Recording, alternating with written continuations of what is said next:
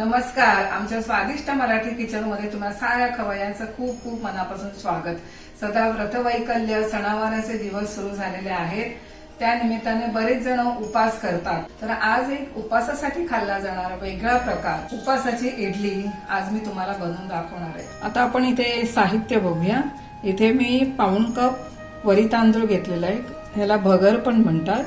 आणि 2 टेबलस्पून साबुदाणा, त्याच्यानंतर पाऊण कप दही, 2 टेबलस्पून दाण्याचं कूट, खायचा सोडा पाव टीस्पून, त्याच्यानंतर 1 चमचा जिरं, त्याच्यानंतर चवीनुसार मीठ.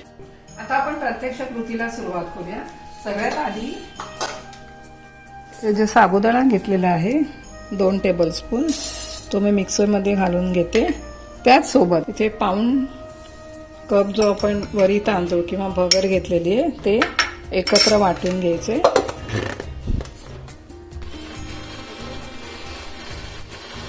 इडलीचं आपलं नेहमीच्या इडलीचं आपलं बॅटर कसं असतं तसंच आपल्याला थोडं हे खसखशी वाटून घ्यायचंय.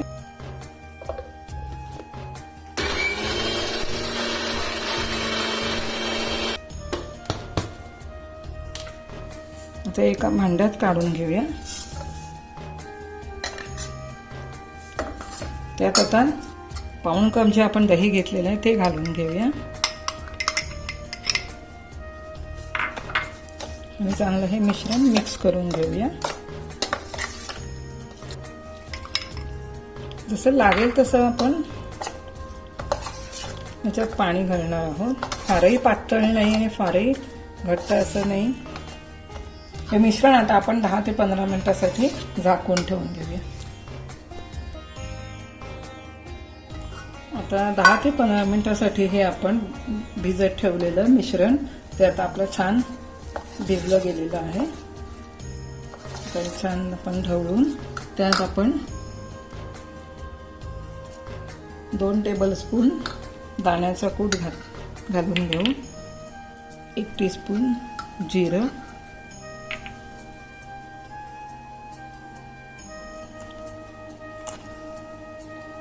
चवीपुरतं मीठ आणि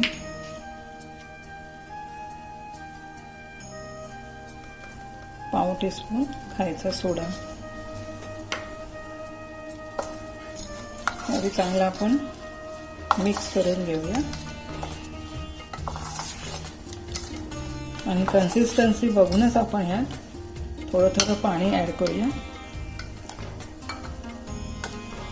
जसं नेहमीचं इडलीचं बॅटर असतं त्याप्रमाणेच आपल्याला हे कन्सिस्टन्सी बनवायची आहे. हे छान आपण मिश्रण ढवळून घेऊया. हे मिश्रण आपण हे चांगलं आता फेटून पण घेतलेलं आहे. आता इथे मी इडलीचे स्टँड घेतलेले आहेत. ह्याला मी तूप लावून घेतलेलं आहे. उपासाची इडली असल्यामुळे इथे मी तूप लावून घेतलेलं आहे. आणि एका बाजूला मी इथे आधी इडलीचं कुकर आहे ते पाणी घालून त्याला आधी मी उकळवत ठेवलेलं आहे पाणी. आता ह्यात आपण थोडं थोडं मिश्रण हे घालून घेऊया.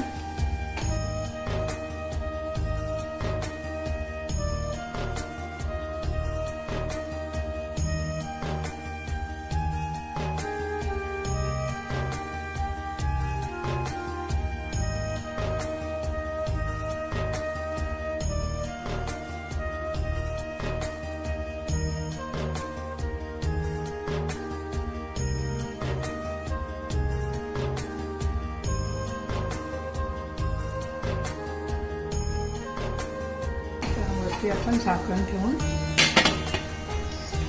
10 मिनिटं आपण या वाफवून घेऊ. 10 मिनिटं आपली झालेली आहे इडली वाफवायला ठेवून. बघू आपण मस्त झालेली आहे मऊसूत अशा. आता आपण गॅस बंद करून या इडल्या थंड करायला ठेवूया.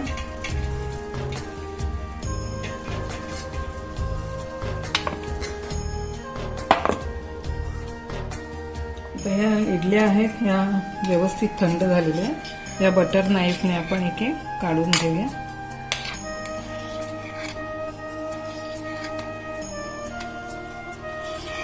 आपण असं सर्विंग प्लेटमध्ये काढून घेऊया.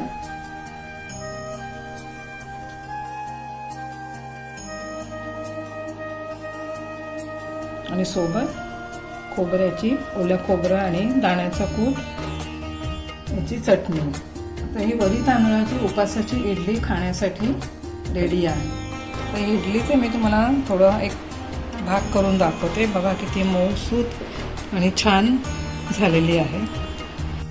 हा उपासाच्या इडलीचा व्हिडिओ तुम्हाला कसा वाटला त्याचा अभिप्राय आम्हाला जरूर कळवा. नक्की तुम्ही घरी ट्राय करून बघा आणि आमच्या चॅनलला सबस्क्राईब करा, लाईक करा आणि कमेंट करा. बेल आयकॉन बघायला मात्र विसरू नका.